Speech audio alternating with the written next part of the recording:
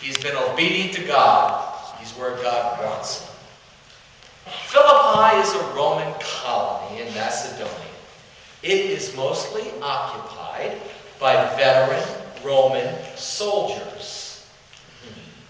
Being there was a reward for being a faithful servant of Caesar. It was the Boca Raton of the Roman Empire. Amen? Place in Florida. For those of you who don't know, I've heard about it. Amen.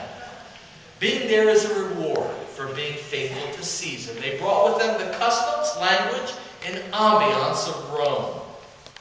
It was a magnificent city of Roman buildings, columns, and an amphitheater was built on an outpost of Rome in Macedonia. There were not a lot of Jews there. How do I know? I know because there were not 10 Jewish men in that place. If there were, they would have had a synagogue. There were not 10 Jewish men there. If there were, they would have had a synagogue somewhere. There's no synagogue. But interestingly, the word for synagogue, I'm going to talk about this a little more in Sunday school today too, is place of prayer. No wonder Jesus said, I want this to be a house of prayer. Synagogue is house of prayer. So Paul says, hey, God's doing something here. They're probably down at the river praying. So that's where he goes. And he finds believers. A person named Lydia, who was a Gentile, of considerable affluence and influence. If they had the show back then, Lydia would have been on the lifestyles of the rich and famous. Because to have purple goods, to get a drop of purple, you had to get it out of some type of bivalve in that area. And just to get one drop of purple, to dye a pound of wool purple was an enormous amount of money. You had to be loaded to afford purple goods. So Lydia, this Lydia lady, was loaded. Lydia was loaded. Amen. Didn't even have that in my notes. But interestingly, she's loaded, she's rich, she hangs out with royalty. Robin Leach is her best friend. Okay? But she needs Jesus Christ. She's still as bankrupt can be, but she does not know Jesus. So things are going well. Quite a convert. Quite a pillar of the early church, because we're going to read about Lydia throughout the Bible. But then there is trouble. The mission takes a turn for the worse. This slave girl is bad publicity. If you read the translation closely, she just might have been crazy. But back in these times, people thought that the spirits would talk through crazy people. This slave girl is bad publicity. It's like the psychic network announcing Billy Graham's arrival. It's not good publicity. Paul takes it in stride, but only for so long. Days he handles it, longer than most of us would last. But then to the young lady and her owners, it's game over. And I'll tell you, you get people's attention when you hit them in the pocketbook. They realize that their sideshow is now dried up. The charges are serious. And by the way, it doesn't take much to get some serious anti-Semitism going in this crowd. Hey, these Jews, they're coming up with some anti-Roman ideas.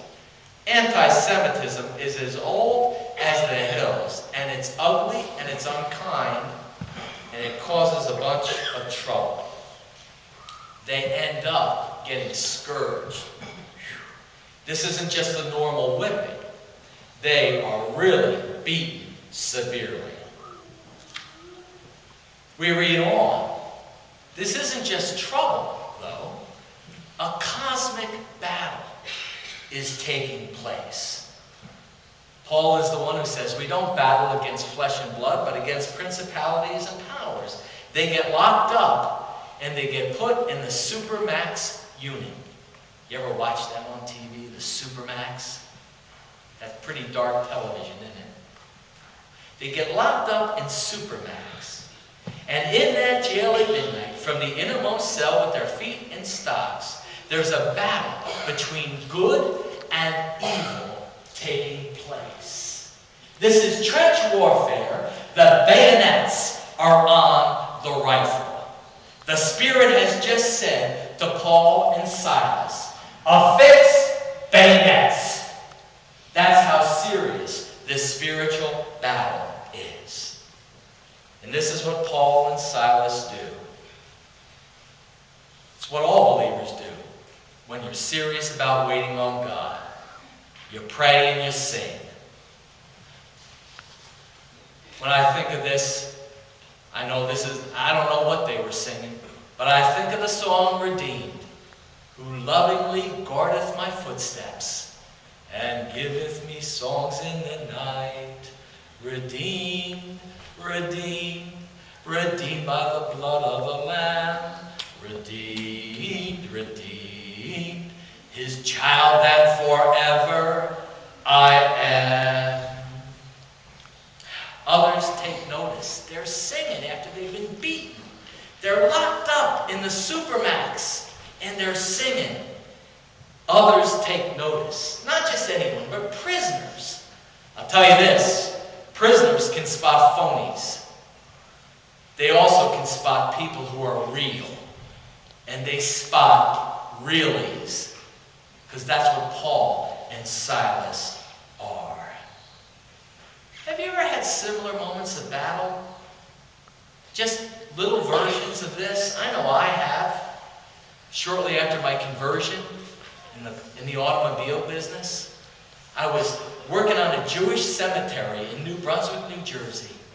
And I want to tell you, I could feel the spiritual oppression. And I just kept on confessing Jesus. And in fact, it was so intense that I believe God had me even send a deacon, an African-American deacon, said, the Lord just sent me your way to come over and encourage you. Never forget that. Never forget one time I was sitting outside of Trenton State Prison in my car. I was due to speak to a small group. I was scared to speak in front of anybody. And I remember sitting in that car, and all of a sudden the song, When the Roll is Called Up Yonder, came in my mind. And I started singing that, and my car moved. I went to the place to speak to that small group. It was only 6 people. It might as well have been 500 that day. And I want to tell you, it was a tough group of people. One time, a young lady I know, she confessed this to a counselor.